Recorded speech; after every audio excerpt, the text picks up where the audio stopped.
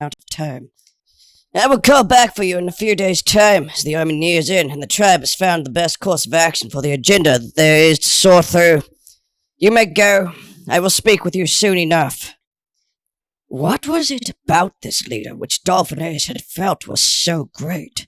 Surely physical features alone could not have been enough to ascertain him as a force to be reckoned with. Then again, what else could you expect from a spirit of the mists of life? One who conjures in the form of a homosexual dolphin when it is summoned. Dolphin disappeared with a loud crack, leaving behind a bit of smoke in its trail. I continued in pondering through my thoughts as I trotted out of the circle and on over to the consorts of my desk. The chieftain needed to be warned immediately, for that I knew was certain, and I knew that producing an army to such numbers was no task at all. The High Chieftain Brenos had the military on the status of a constant standby at all times for such occasions as this was to be. Wondering in a murmur of bold thought, I eventually decided on speaking with Brenos the next day, put everything off until that time. Placidly laying way to the dreary wakes of my sleep, I dozed off into a serene state of tangible semblance, and did not awake until sunrise on the next day. Swiftly, I arose on the next day, startled by the sound of a loud knocking noise coming from someone on the other side of the door of the entrance of my living quarters. Strived and quickening up to summon up some thought from within the dazed state which I had drifted into sleep with, I gathered myself together and moved over into the direction of the door. Upon opening it, I noticed that the occupant from the vacant sounds bombarding from the other side of the door had been Mavis from the Horde Shire, the chieftain of the clan's treasury. A figure who was well established with all of the higher ranks of the many members of our tribe, and a figure well respected among all men within the clan. Mavis was a human who wore a tunic of silk white, which had been adorned on the sides with rune symbols of green, black, and gold. He had dark brown hair and a skin complexion that was as light as the day. His face dawned with a wide, sharply sculpted physique, which bore bright olive-green eyes and the look of his assertive stature that appeared upon his face. His body was trim and well-shaped into the brown leather sandals which had been woven over his feet.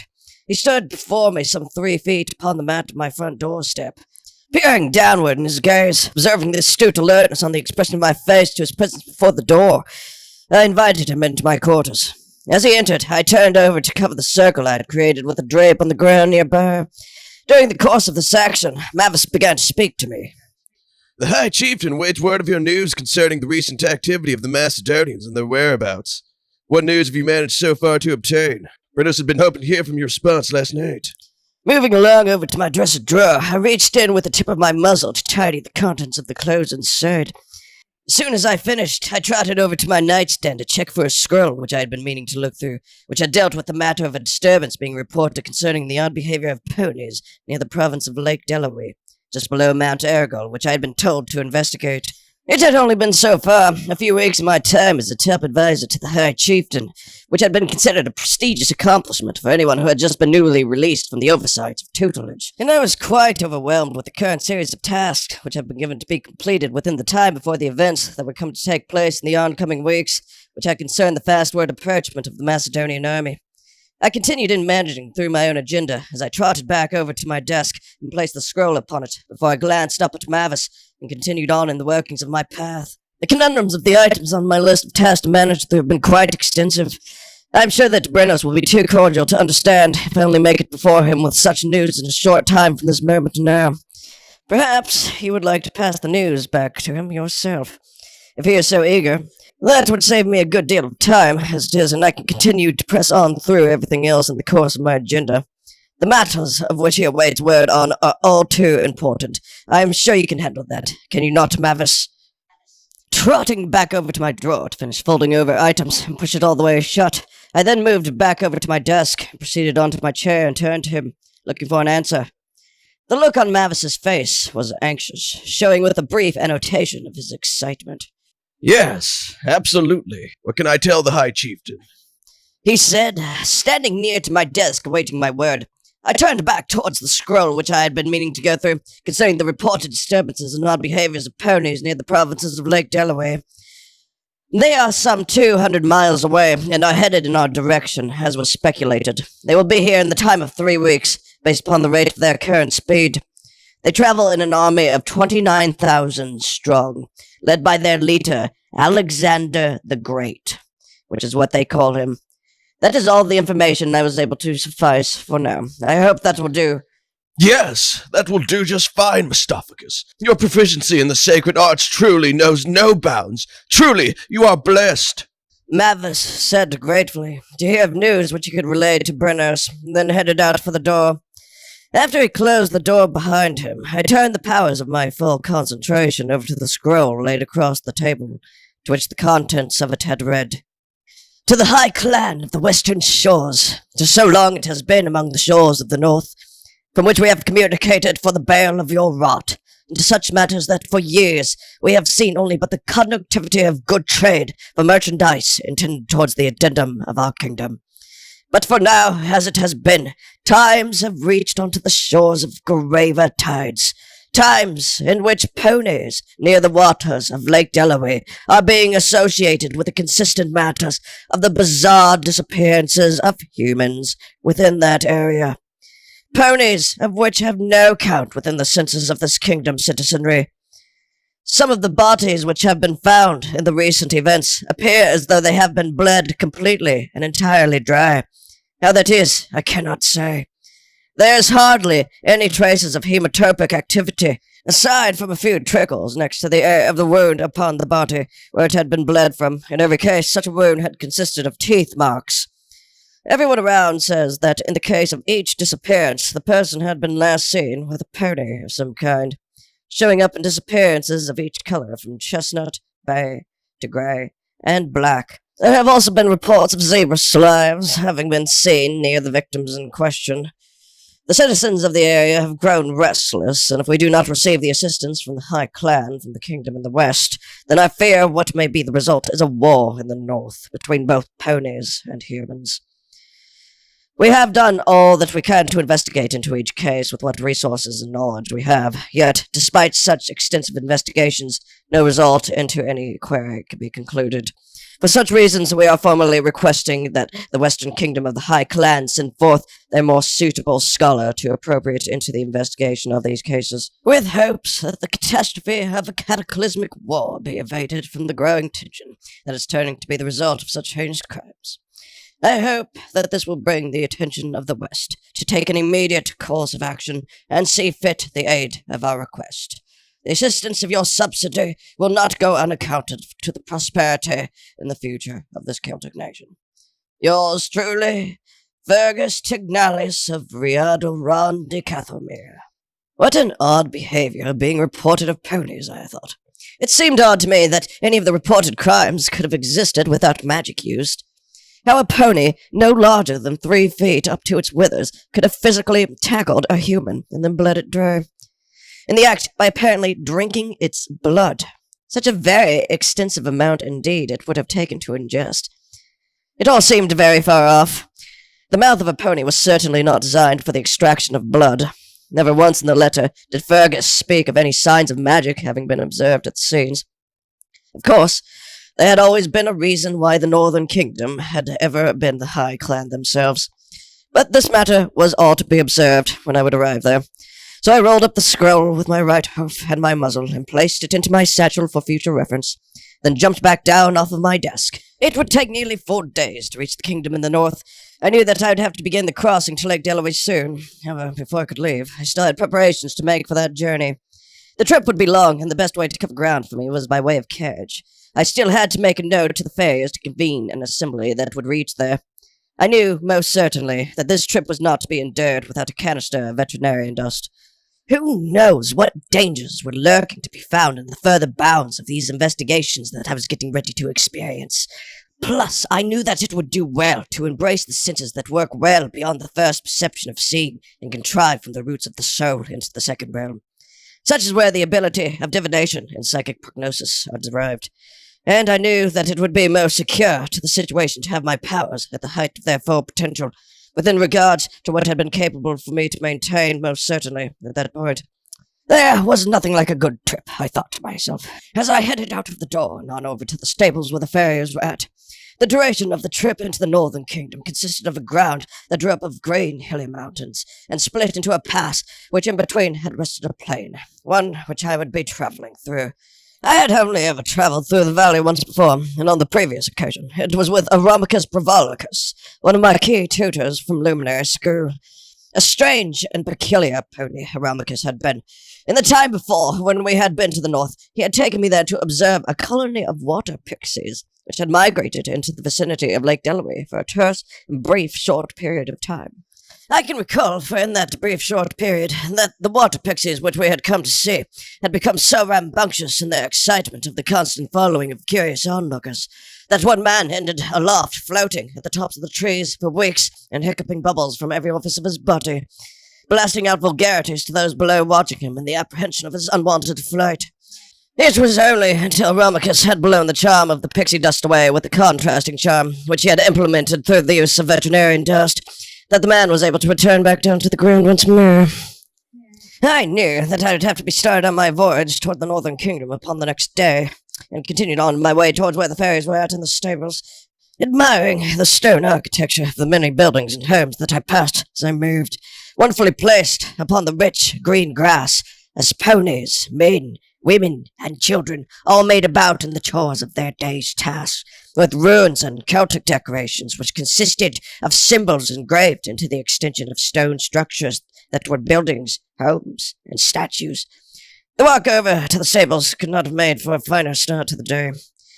As soon as I reached the area, I moved through the stable doors. Therein, on the inside, extended out on each side, began a maze of corridors which consisted of stall bearings, each of which housed a mule to some manner or another.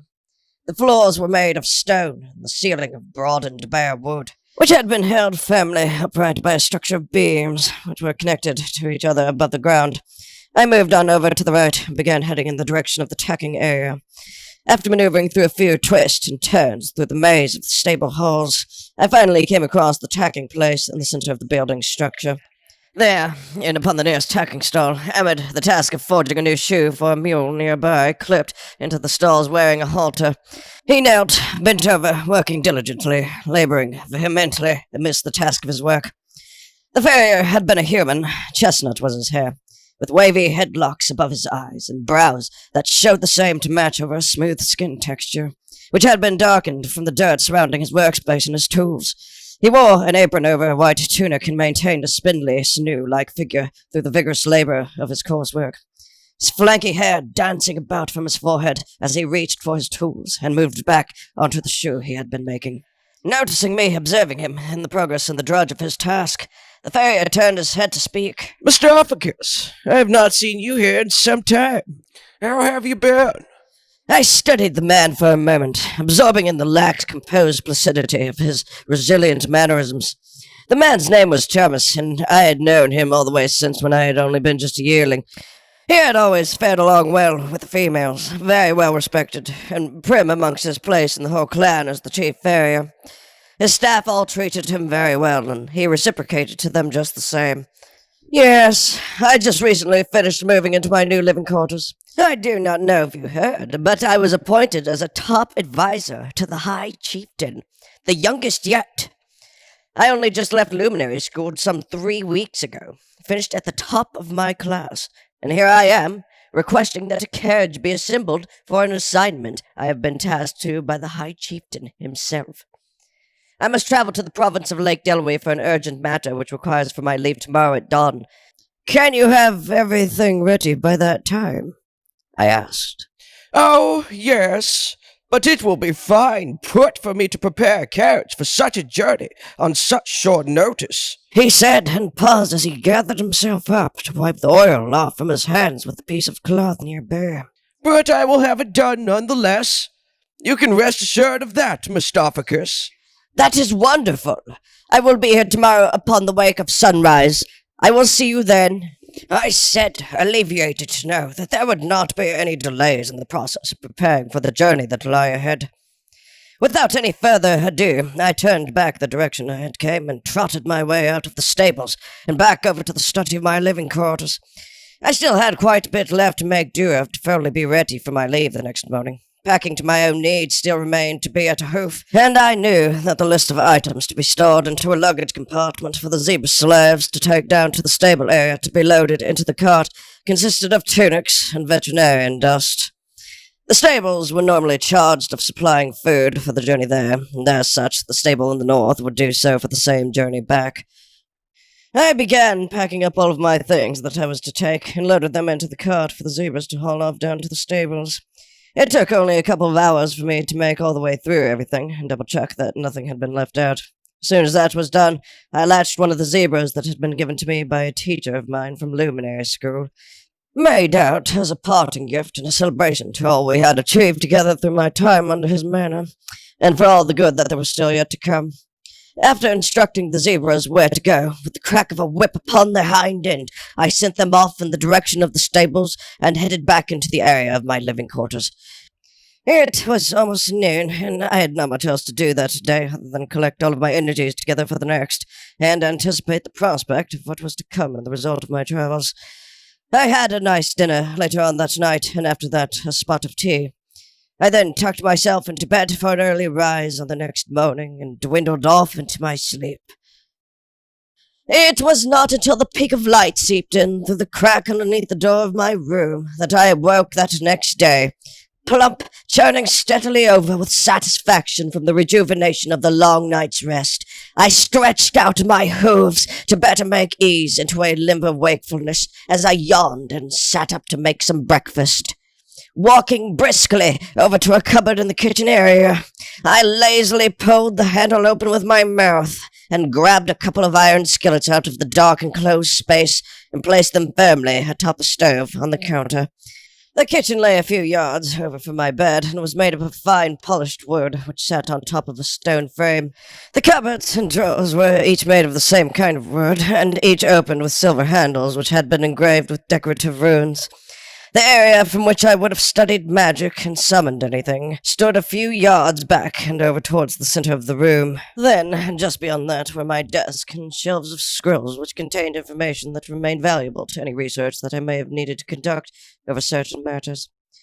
As a whole, the structure of my house went to follow the architecture which had been similar to many homes amongst the whole Celtic kingdom, with stone walls and wooden structures mixed with wood and straw to make for a roof held by beams that went across the ceiling. The stove lit from a coal-fueled fire just beneath the area which held stone brackets up, which the pans had each rested upon, and as soon as I began to let the pans each heat up, I threw on some butter into each skillet and tossed in some hash browns into one pan.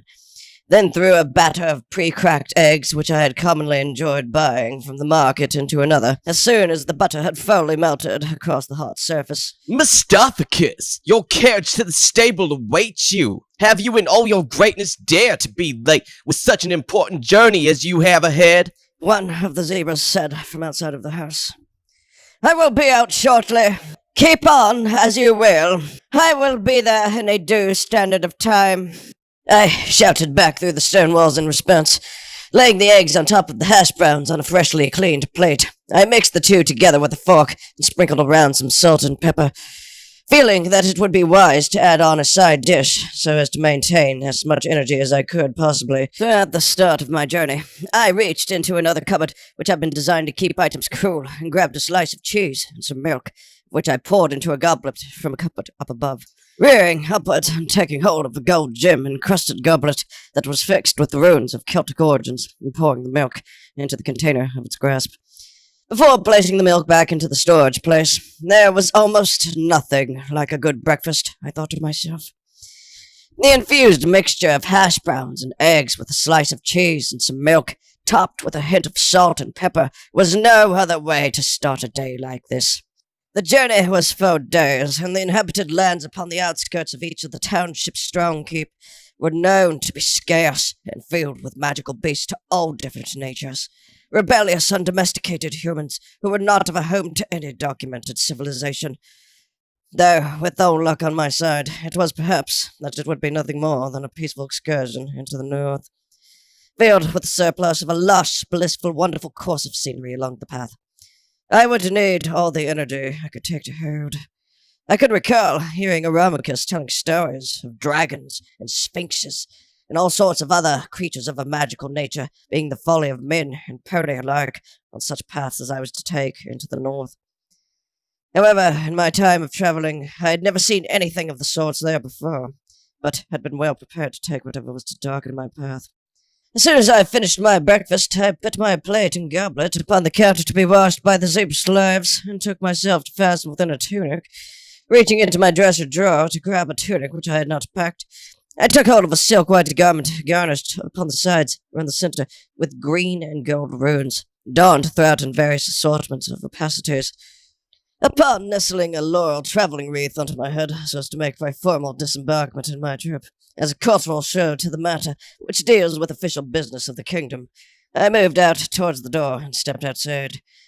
There, underneath the growing beam of daylight, just outside the borders of my fence, one of my zebra slaves had been strapped into a harness that was attached to a small carriage by another zebra.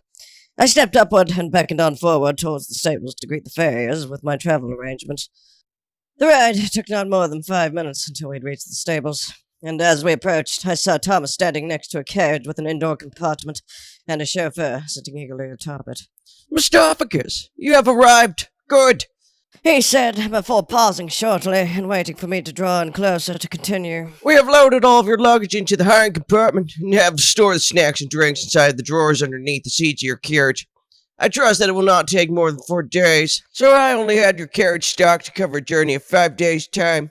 Upon the scenario that a precaution should be required to be taken, I have put your veterinarian dust on the hind seat of the passenger's compartment inside of your satchel. I have been told by the High Chieftain's personal staff to inform you that there have been reports of trade personnel traveling into the north who did not arrive at their post. We do not know what happened to them, but we just thought that you should know. Thomas finished and moved to open the carriage door as his assistants moved over to tend to the carriage of which I had arrived on. Good, Thomas. I will do my best to keep out of the reach of harm's way. The journey is only 4 days' time, and ever since has luck been on my side, which every time that I have ever left the Western Hold. There should be no problem, but I cannot be for certain. Do make sure to see that my zebras see their way back. I should pray that I should not be gone too long. Do take care now, I said, as I stepped into the carriage and moved up onto the seat.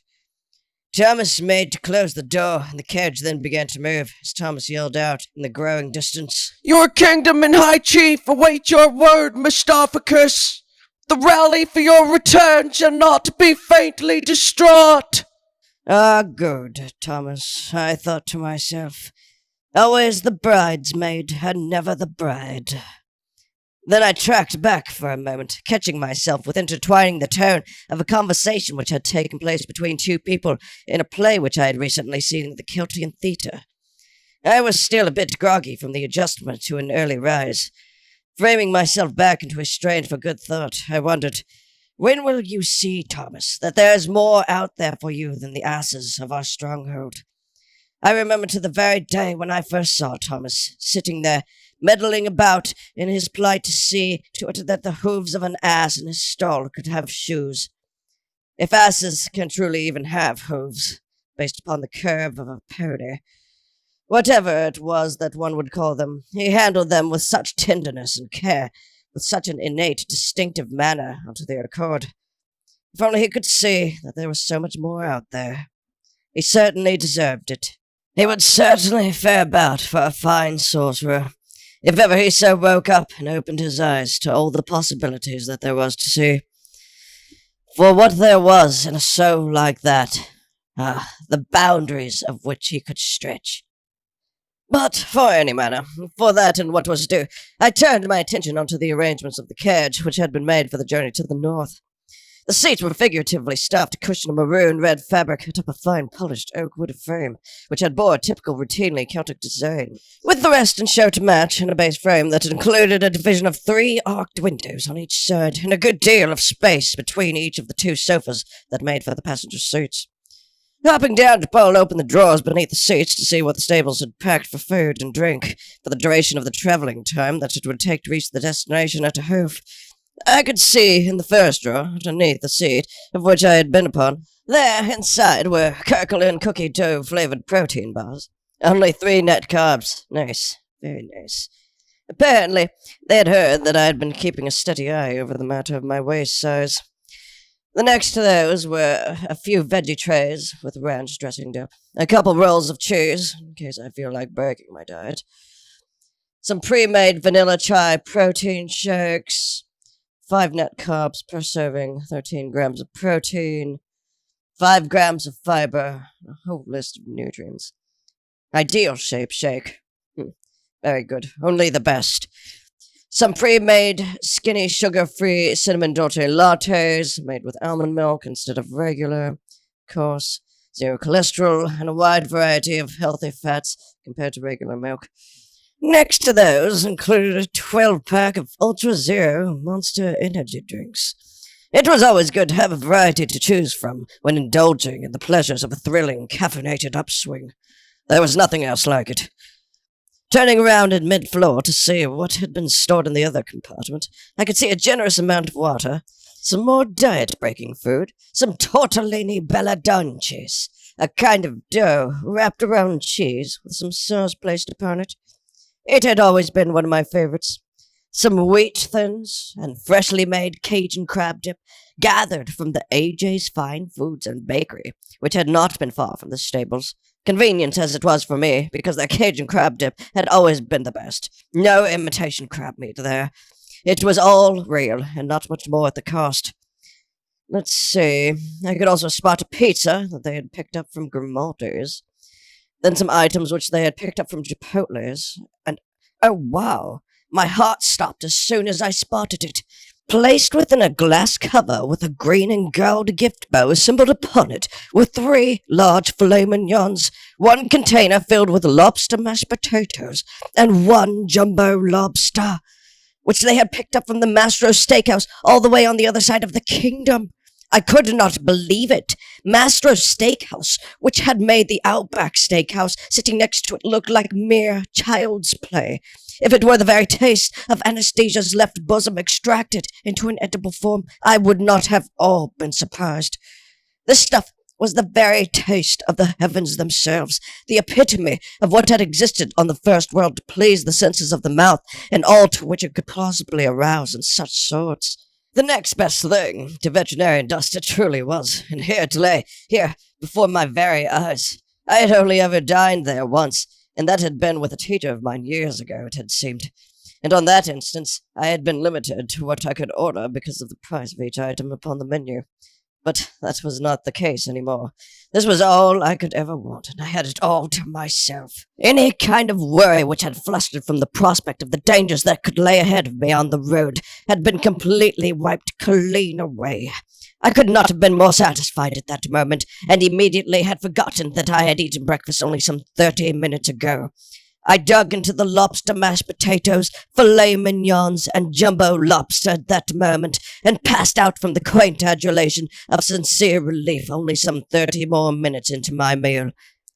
With a loud, thunderous bang, I jolted upward, noticing that I had not even made a notion to put any of the food which had remained back into its storage beneath the seat. It was already dark out, and it was quite apparent that I had been amidst a heavy sleep for some time. Raindrops trickled down the window-sill from all sides of the carriage, beating against the crystalline glass in the same presence of tiny, shapeless beads. What an imperceptible time for it to rain, I thought to myself, if the dark had already not been enough to push through. No matter, that was for the driver to manage, so long as there were not any problems along the way that may have been caused by other supernatural or beings of a magical sort. Gathering the items of food which I had not finished and putting them tidily away into the storage compartment. This was the life, I thought, traveling with all the privacy in the world to myself and all the food and drink of which any being could ever want. A loud, clamorous roar of rippling thunder in the clouds sounded at that instant as the rainfall grew in its strength. I could hear the sound of the donkeys afront whinnying in fright at something that had stood around their path. The carriage driver called out to me, "Mestophicus! The donkeys! They will not go any further! I do not know why! He finished saying worriedly, shouting over the loud pounding drops of rain banging heavily against the carriage top. The asses ahead continued to sound out in a fit of distress to some matter. I stepped out of the carriage and looked to investigate. The rain had been falling harder than ever at that point. I could feel it, as if a bucket of cold water had been slowly pouring down over my head and on over the rest of my body. The vast currents of chilled rainwater moving down the path of the wrinkles in my tunic and along the points that peaked within the nature of my physique. I trotted down over to the front of the carriage where the man, who had by that time covered himself up in a dark hooded robe of some kind, had been sitting underneath a cover that had prevented the rain from hitting him at full swing. Mestophicus! They will not manage! The man said from above, as he kept trying to lash each of the donkeys with the reins on their hind end, only throwing them into the presence of an even deeper stare. The asses continuing to whinny every now and then, and even going into so much of a fit as to take a few steps back. What was it, I thought to myself? What could have been so repulsive to the senses of the asses under the cloak of the darkness that even the finest lot of our clan could not push on through its weariness? What was out there that could have been so obscuring and the inert to their progression? I then moved on forward to the front of the pack. There had been 5 steeds held into the harness, 2 on each side, among the 2 hind rows, and then 1 leading in the very front and center. They had no ability to speak, so there was no use in asking them what the matter was. A well-known trait about asses was that they could not do much more than poling labor and pass gas, aside from eating, sleeping, and laying waste, so there was no use at all in asking them. I turned around and looked out into the distance ahead. It was so hard to see that I had been unable to make out much of anything for a few moments, until a whitish green glowing light began to appear some few hundred yards ahead. I could not quite make out exactly what it was, and feared the probability of what it probably actually was. And with each moment it grew nearer, my heart began to sink. As the sound of a high-pitched singing female began to grow with the anomaly in the distance, I knew exactly what had been causing the asses pulling the carriage into a ferment. The approaching figure was none other than a Banshee. I had never seen one with my own eyes before, but I had learned about them in my time as a pupil of Luminary School. I had learned that a banshee is the spirit of a female who once immersed themselves into the art of magic, and then in the course of those studies had stepped outside of the circle from which she had conjured the jinni from, to where the jinni in question then separated the female soul from the vessel of her body, forcing the soul to roam the lands of the first world forevermore. As it is that such forces of the mist, or jinni, rather, do not take females to be their slaves for their own use within a certain function of the mists of life, one of which where slaves could come of use to them, as it is that females tend to make weaker contributions on their own individual part within the mists, such contributions of which they could make as slaves rather than independent and natural finished products work into the same or similar manner, which is rather lame at the best. The Banshee remains only present among the shores of death to which it washed up and was forced to stay upon, as magic textbooks would describe it in the terms of Dititulus Totalus, in a state that is all too familiar with the shepherd of her new home, always trying to seep back into where her soul was intended to roam back to, like some wild lamb looking for a true home, forced to live in a state that is neither dead or alive, by the terms of which the mists of life operate through their laws of spiritualism, and is therefore drawn to the place where death makes to show itself in full form in hopes that it will gain its chance to return back to its home within the mists of life. The Banshee was certainly one of the most extreme products that there were, of one who had been caught violating one of the most extreme laws of spiritualism that there were, to be isolated from even death itself, to be left as a mindless, bodiless, wandering hag that only has enough strength to appear from the hopes it obtains hold of when it sees the end of which it truly seeks, and enough strength that it can even sing upon over those around it where death is to make its display. This is obviously why the donkeys had been in such an uproar. I could sense it too. There was something that was out there, on the rise and turning to make its move upon our traveling company. But who was it that the Banshee had been drawn towards, steadily growing clear in the distance of only 100 yards from the carriage, gracefully floating above the ground through the heavy fall of the rain. It was certainly not the ass strapped into the pole of the carriage for which it came. A banshee would never make it show for the death of any kind of ass. For asses were merely tools provided to us by the mist to make it even easier to get from one place to the next. And, as it is, asses perish to neither here nor there in any kind of place within a part of the mist of life. In other words, there was no afterlife for an ass. It was merely just the end. That is all. In such as one's ass is more like a part of that being rather than an individual entity with a soul to call its own. In that the fate of one's ass rests within the fate of that being who the ass belongs to. Unlike many other types of beings, such as ducks, horses, humans, etc. It could have only been the carriage driver, or even worse yet, myself, I knew, who the banshee was drawn near, and the prospect of whose death was certainly looming over. Or perhaps even both of us, possibly. It seemed too unlikely to be true, but here it was as she approached.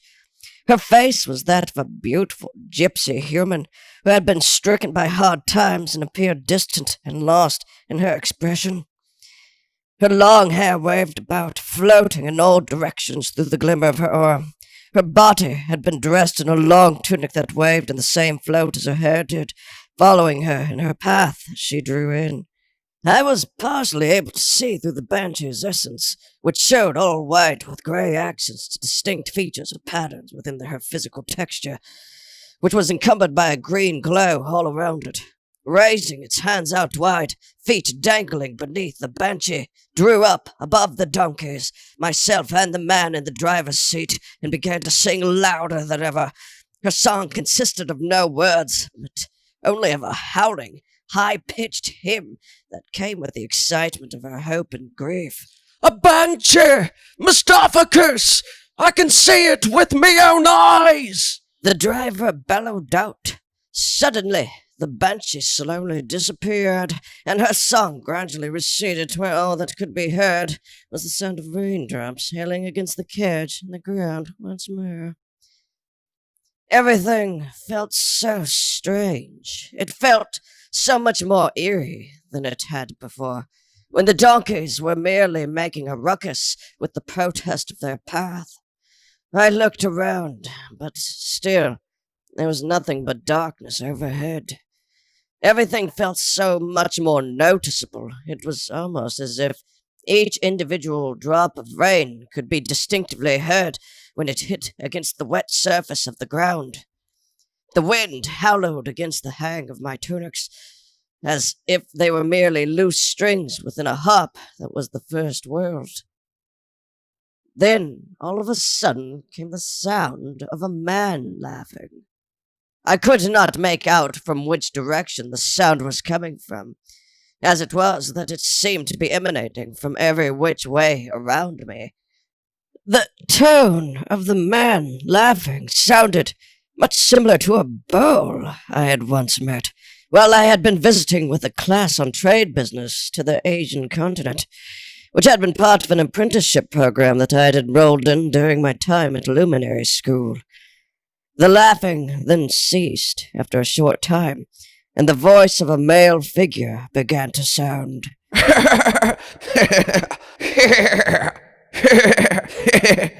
Oh, so nice it is to see a pony here with hooves that shine so bright.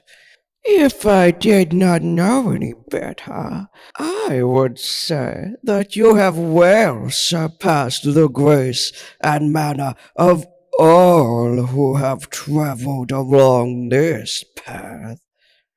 How is it so that you could be traveling all alone?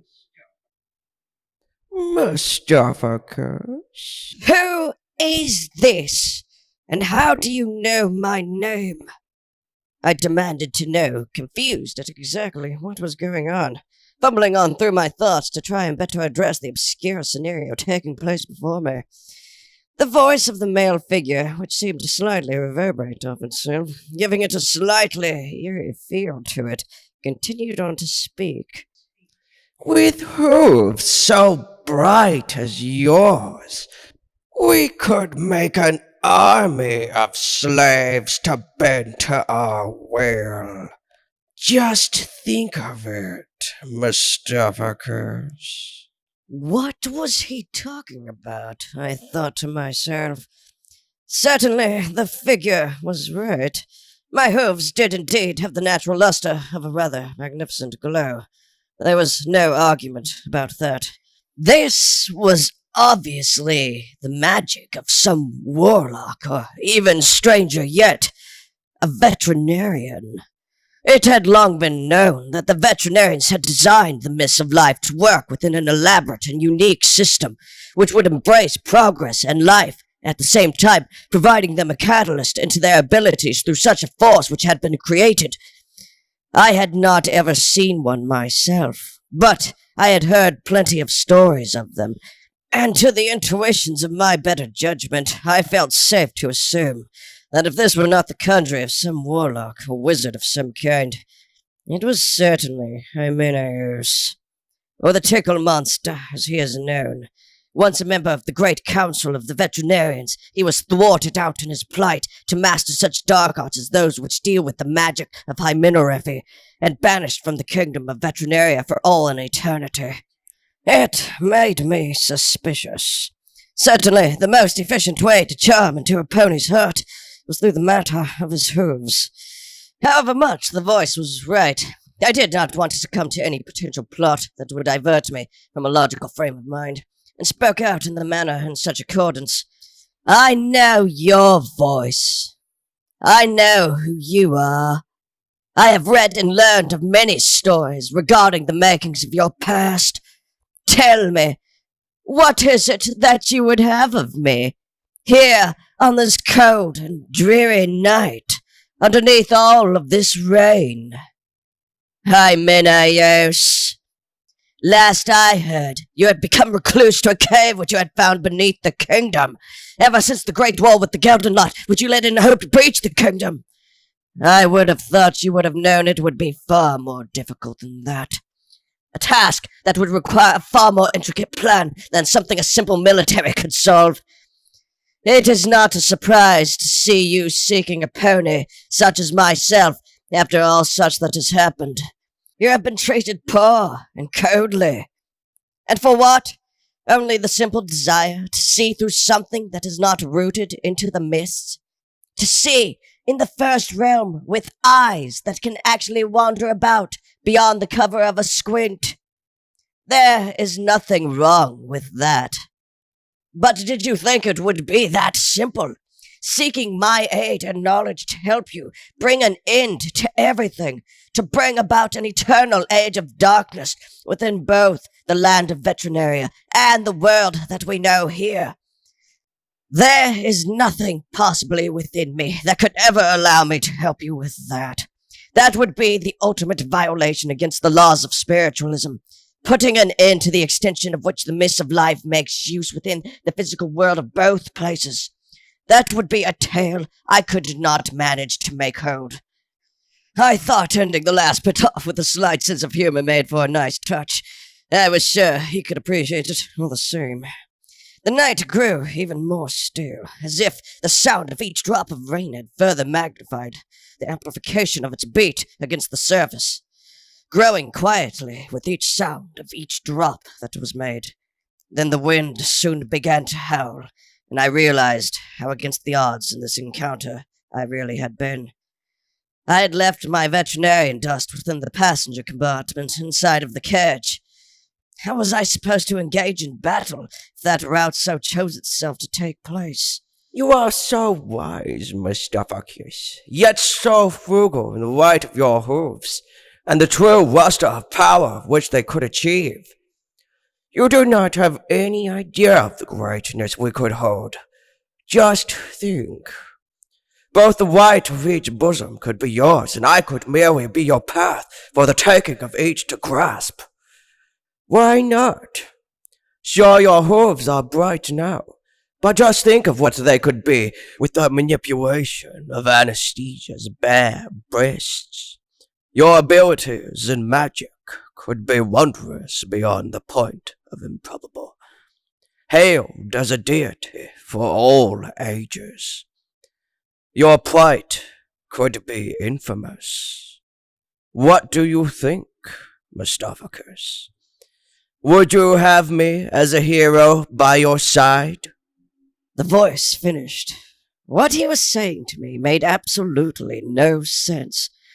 If this was the tickle monster, and indeed it was, based on the voice that drew in similar into comparison of those of the bowls from the Asian continent, and its ability to sense the light of my herbs that were aglow within the second realm, through the roots of my soul, and only visible through the range of a course of strain of second sight, why would he claim to offer me the luxury of the power of Anastasia's two bare bosoms? This was an attempt to deceive me. There was no other plausible outcome. The tickle monster sought to bring Anastasia into menopause for a period of our time, and extinguish the light which emanates so from her blessed bosoms. I knew this was nothing more than a trap, and a feeble one at that. Why would he seek out somebody so wise as myself, with the obvious offer to something of that which he truly does not wish to give, and is all the same well known for such a plot ever since the prophecy of Determidone? I was very unimpressed. For someone so skilled in such a sophisticated art of magic as Hymenophae to be seeking out the guidance of my wisdom and tactical methods to achieve something which he wishes to cease, offering such a reward for my services seemed awfully strange. Looking around to further observe for any more off or odd signs, I checked all around me. What is it, Mestophicus? Why do you look all around you, when you know what you truly must find is deep within your soul? There's nothing you will find around you. If you are looking for me in my body, you are going to have to step into the darkness. Only about 25 meters to your right, Mestophicus. That is all. This was getting more and more bizarre, yet he sounded so much like the description of Hymenophae, or the tickle monster, rather. It did not appear to be that this being had been much more than someone or something trying to imitate him. Perhaps someone trying to collect a confession of weakness in hopes to thwart me from out of the high ranks which I had achieved so quickly from out of foalhood within the clan. Some rival who was skilled in the art of conjuring within the mist. So much so that some kind of shape-shifting, voice-changing had become possible through some unknown magic which I had never read about. I could not be for certain, but something was not right. If it were a rival of some kind, surely the one responsible for this would have obtained the proper knowledge that it would take to make such a stunt appear authentic. The only other possibility of which it could be would be a puka. I knew that they were very rare to come across, yet they were also very dangerous. Pukas were shapeshifters, and in their true forms, tiny little furballs no greater than the size of a rabbit, with large oval eyes, with skinny humanoid arms and legs to follow in its figure. These furballs